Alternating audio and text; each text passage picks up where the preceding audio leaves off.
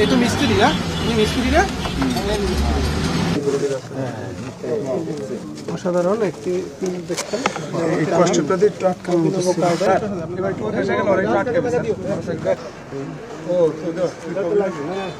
এই যে আমি আসলাম, এই যে আসার পরে দিয়ে পাট সব খোলার পরে দিয়ে এইটা সিসির ভিতরে দিয়ে পাওয়া গেছে, এটা দিয়ে পাওয়া গেছে। আমার কাছে বরিশাল মহানগর গোয়েন্দা শাখার একটা তথ্য ছিল যে কিছু লোক বরিশাল থেকে 2 জন লোক ট্যুরে গেছে কক্সবাজার এবং এই ট্যুরের নাম করে তারা ইয়াবা পাচার করবে এই তথ্যের ভিত্তিতে, এবং তারা আজকে আসতেছে এই তথ্য ছিল। তো আমরা আমাদের জুরিডিকশনে ওয়েট করতেছিলাম, কিন্তু যেই টাইমে এরা বরিশাল আসার কথা আসতেছে না, তখন আমরা তথ্য পেলাম যে একটি গাড়ি শিবচর এলাকায়, মাদারীপুরের শিবচর এলাকায় অ্যাক্সিডেন্ট করছে। এই 2 জনেরই একটি গাড়ি। তো একজন যে অ্যাক্সিডেন্ট করছে তার নাম হচ্ছে অরিন বাবু, আর হচ্ছে যাকে আমরা আজকে আটক করেছি তার নাম হচ্ছে ফারদিন।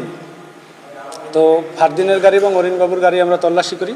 দুটো গাড়ি, ফারদিন একটি সিএনজি কি বলে ওটারে পিক আপ ভাড়া করে নিয়ে আসতেছিল। তো আমরা এয়ারপোর্ট থানাধীন বাগিয়া মসজিদের সামনে বসে তাদেরকে আটক করি, পথরোধ করে তাদেরকে জিজ্ঞাসাবাদ করি এবং এক পর্যায়ে স্বীকার করে, ফারদিন স্বীকার করে তার গাড়ির চেসিসের ভিতরে ইয়াবা আছে। এরপরে আমরা একজন মেকানিক নিয়ে যাই, মেকানিক নিয়ে ইঞ্জিন খোলে এবং চেসিস খোলার ভিতরে তার ভিতর থেকে আমরা 3150 পিস ইয়াবা উদ্ধার করছি, যেটা আপনারা দেখছেন।